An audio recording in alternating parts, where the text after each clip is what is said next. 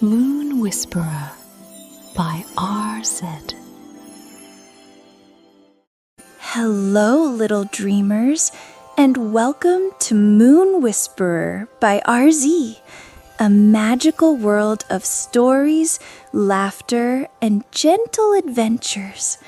Snuggle up, close your eyes, and let your imagination drift as we meet enchanting characters and explore dreamy places.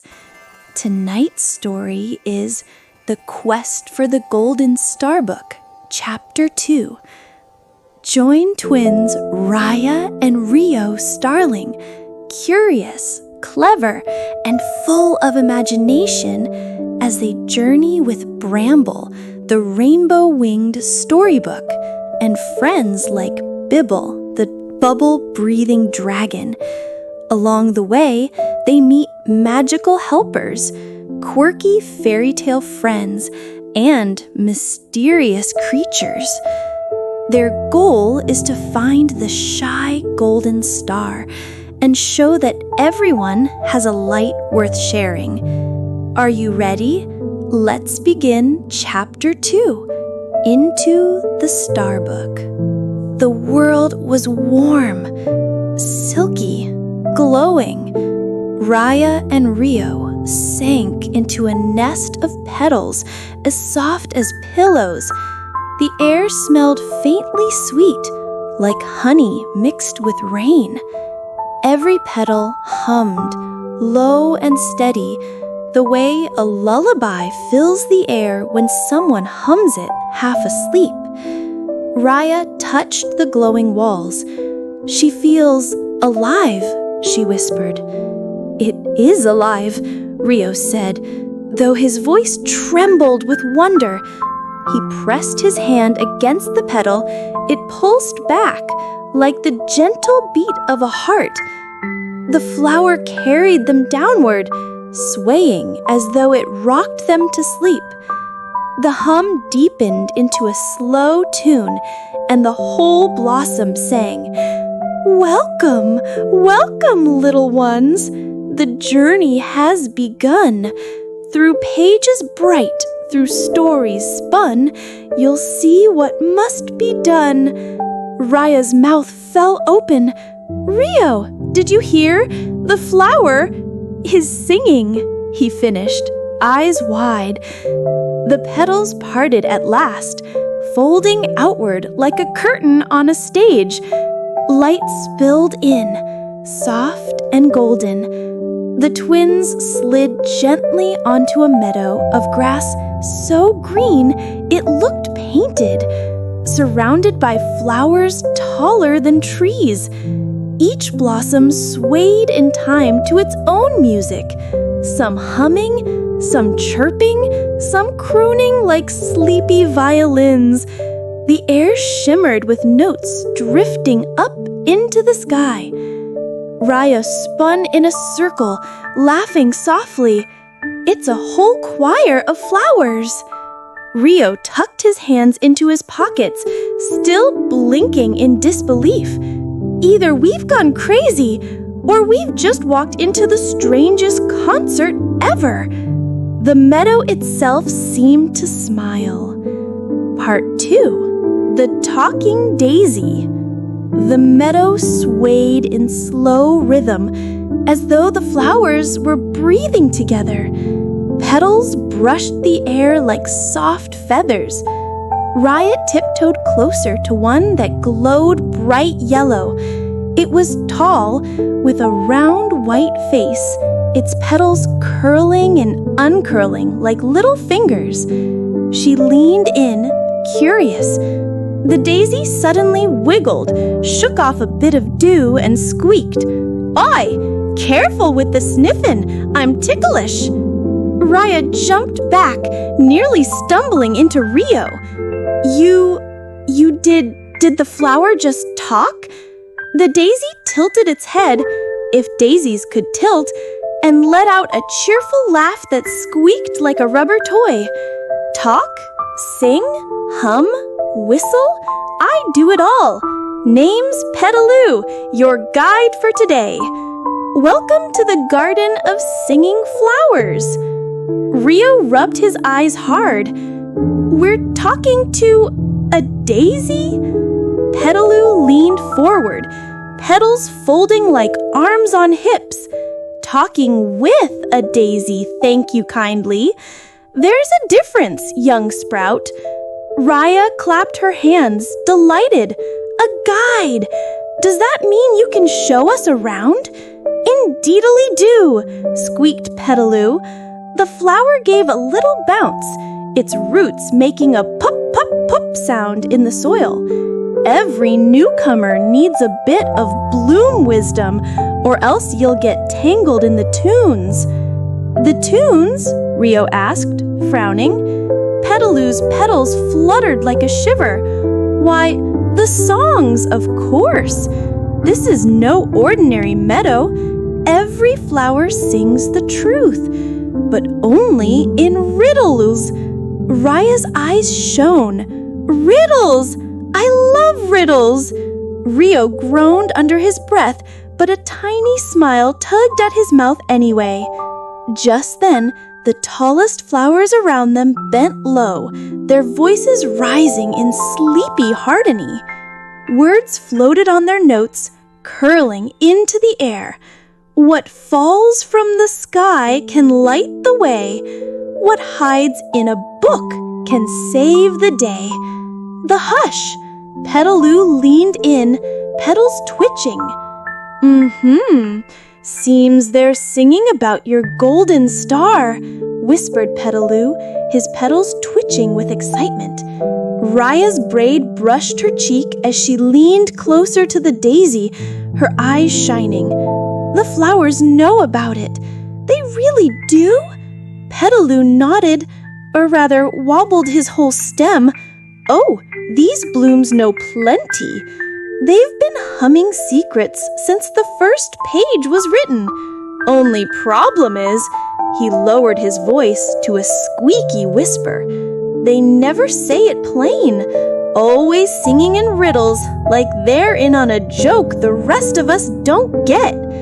As if on cue, the tallest lilies in the meadow bent low, their petals glowing softly. They swayed together, humming a tune so slow it trembled the grass.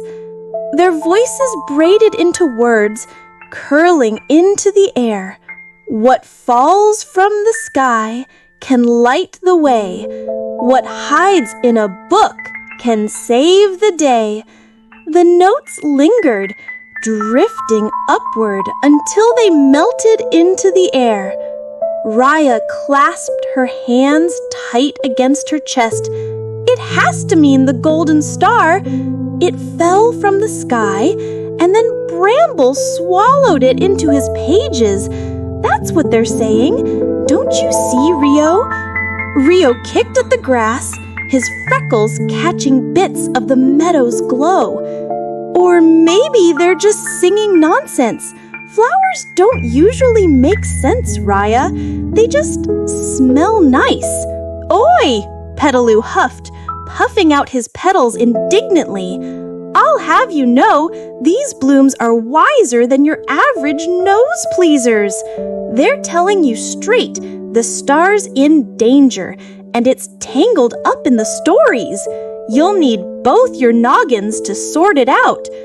Raya spun slowly in the glowing meadow, her toes brushing the grass, her smile soft. Then we're meant to find it. That's why we're here. The meadow around them brightened in answer, every flower glowing more strongly, as though agreeing with her. The air shimmered with golden motes, drifting upward like sparks from a lantern. Ryo frowned, but couldn't quite hide the flicker of awe in his eyes. Fine, he muttered, half a grin sneaking onto his lips. I guess if the flowers say so, we don't have much choice. Petaloo bounced, happily, little pup-pup-pup sounds pattering from his roots. That's the spirit, a quest then, a proper one. And as to seal the promise, the flowers all hummed together, a low and steady chord that seemed to come from the ground itself. The meadow glowed brighter still, ready to reveal what lay ahead. The hum of the flowers deepened, rolling like a soft drumbeat beneath the earth. Raya and Ryo stood very still as the blossoms around them bent low, stems swaying together as if moved by an invisible wind. One by one, the flowers leaned aside. Petals brushed the grass, glowing brighter, pink, gold, violet, blue, until they outlined a shining path that cut straight through the meadow. It shimmered as though stitched together from music itself.